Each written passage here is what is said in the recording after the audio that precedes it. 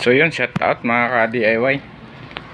So meron naman tayong printer dito na Epson L3110. So sabi ng nagdala nito dito ay ayaw daw mag-print ng black. So try natin printahan ng black. Try natin mag-test print kung ano ba talaga ang error niya. So good, normal naman yung printer niya, walang error.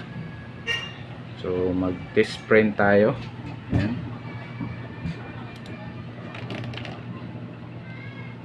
Test print natin. So standard. Okay, print.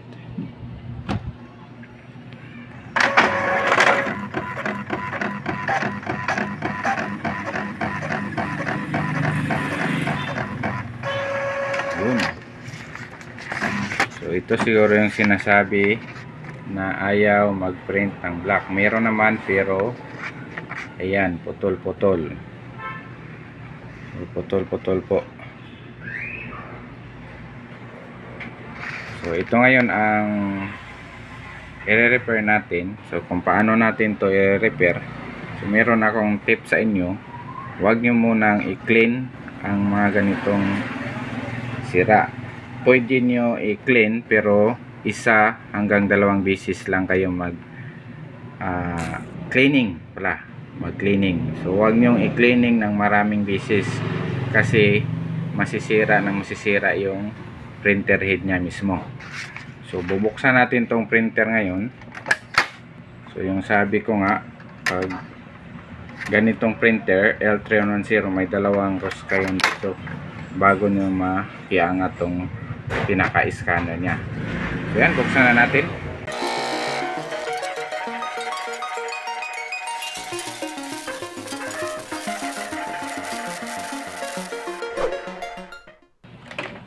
So yan, buksan na natin to. So, mayroong isang bolt, 2 bolt to sa 2.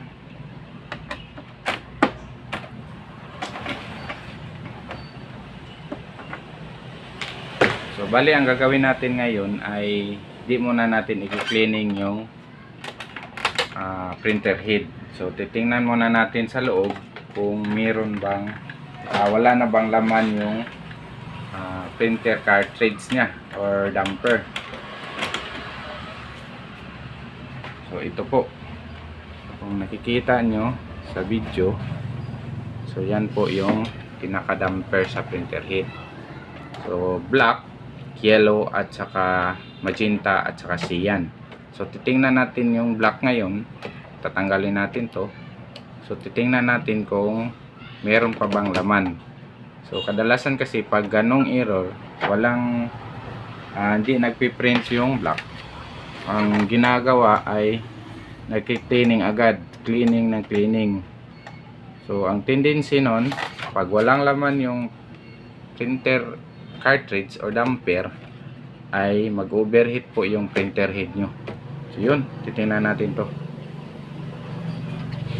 So, mabilis lang tatanggalin yung printer damper. So yan.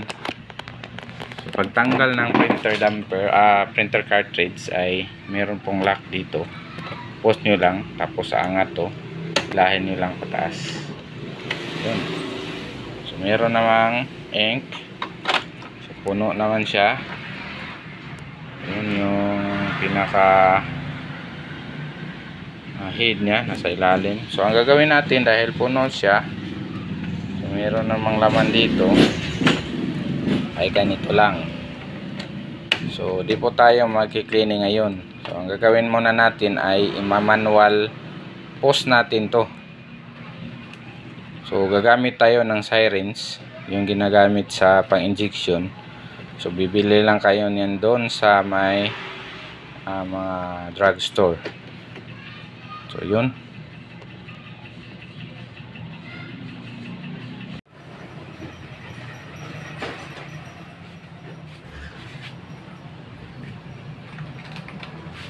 So yan. Ito po ang gagamitin natin. Tatanggalin natin tong pinaka-hose dito. Tapos itutulak natin yung pinaka-ink nya. Yan. Kumuha lang kayo ng tissue or cotton, lagay nyo dito sa baba nito. Ito. Yan, sa baba niyan. Pasok nyo lang.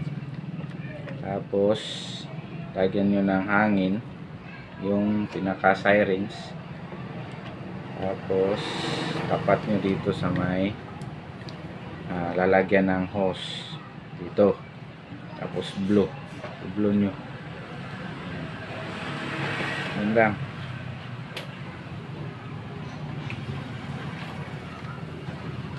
Kuha pa ko ng ibang syringe dahil ano lang,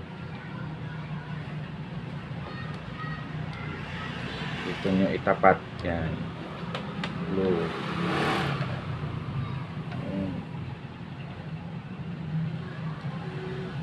Bunot nyo yan, may lalabas na mga ink yan. Yan, may lalabas kasi puno ng hangin yung loob ng damper nyo or cartridge. Yun. So bago tayo mag cleaning or mag flashing, yan muna ang gawin natin. Dahil kung magpiprint na yan ng black, huwag nyo nang i-cleaning, diba?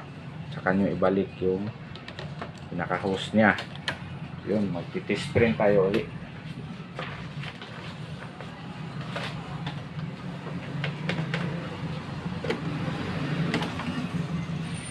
Test print tayo ulit.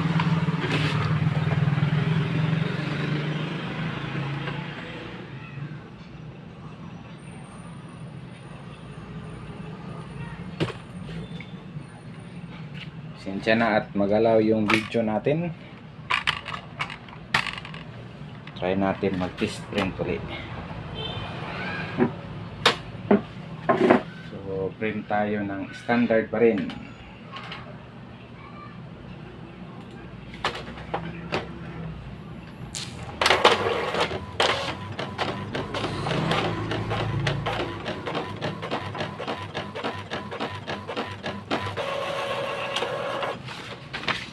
Yun, hindi pa rin nag-print. So try natin ang high setting, high quality. Try natin.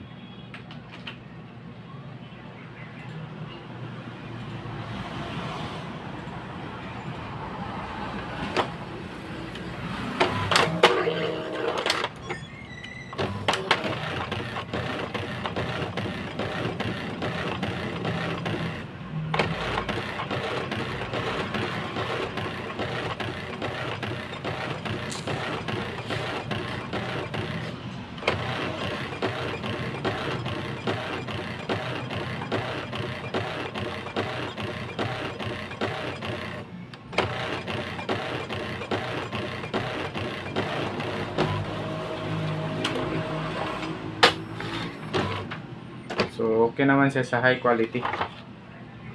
Standard lang, ayaw niya mag-print. Diba? So try natin mag-print uli sa high quality. So yun lang gagawin nyo. So i-blow lang dito. Gamitin yung syringe, tapos itapat nyo dyan. Yun lang. Tapos huwag nyo i-cleaning. Mag-print kayo ng standard. Kung ayaw, i-change setting nyo. So ganito lang. Ganito lang gawin nyo. File, print, ayan, select the printer, tapos printer properties. So dito sa quality, ayan, quality, naka-standard to dito. So palitan nyo lang ng high. Yan. So ganyan lang. So huwag kayong mag-cleaning na mag-cleaning dahil sisirain niya yung pinaka head mismo ng printer nyo. So yan lang. Tapos pag marami na kayong na-print na gamit ang high quality, subukan nyo naman mag-print ng naka-standard kung mag-work ba siya. So kung hindi pa rin, so sahay kayo. Diba? So actually old na to na printer, L311. So kailangan na ng maintenance dahil yung printer head gamit na. So yan, high, then print. Okay, tingnan natin ulit hindi ba mawawala ang print niya sa high.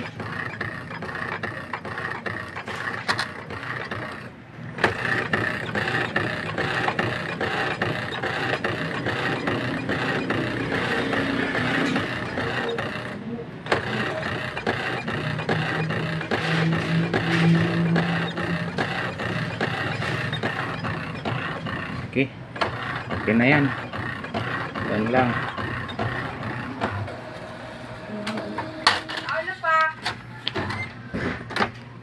Okay. So yun. Don't forget to like and subscribe our channel, Jeff ETC TV. Hanggang sa muli. Meron naman tayong napagana na printer. Yun.